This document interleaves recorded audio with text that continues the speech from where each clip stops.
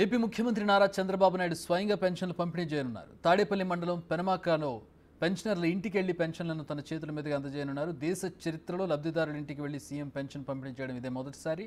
పేదింటి మహిళలకు సీఎం స్వయంగా పెన్షన్ అందజేయడం ఇదే ప్రథమం. సీఎం పర్యటనతో పెనమాక వచ్చి అధికారులు పరిశీలించారు. పెన్షన్ లబ్ధిదారుల జాబితా అధికారులు సేకరించారు.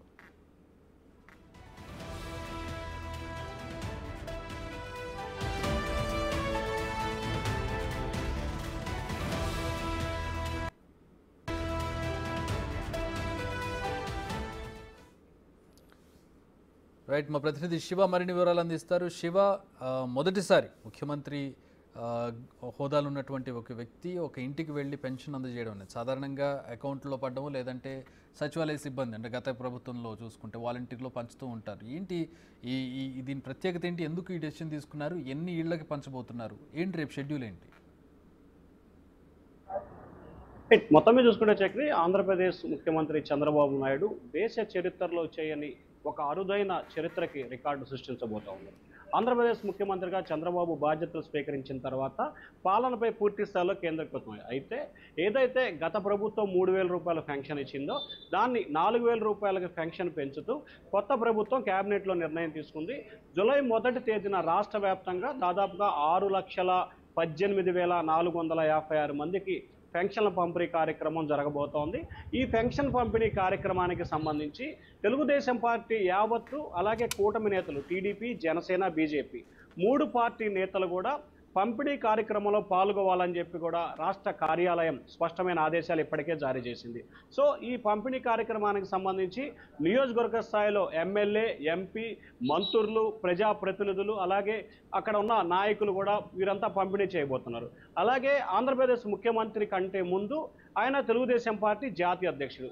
తమ ప్రభుత్వం సాధించిన మొట్టమొదటి అరుదైన రికార్డు ఏంటంటే, ఏదైతే ఏప్రిల్, మే, జూన్ 3 నెలలకు సంబంధించి పెన్షన్ 1,000 రూపాయల చొప్పున 3,000, అలాగే జూలైలో ఇవ్వబోతున్న 4,000, 7,000 రూపాయల పెన్షన్ని స్వయంగా ఆంధ్రప్రదేశ్ ముఖ్యమంత్రి చంద్రబాబు మంగళగిరి నియోజకవర్గ పరిధిలో తాడేపల్లి మండలానికి సంబంధించి పెనుమాక గ్రామంలో ఆయన పంపిణీ చేయబోతున్నారు.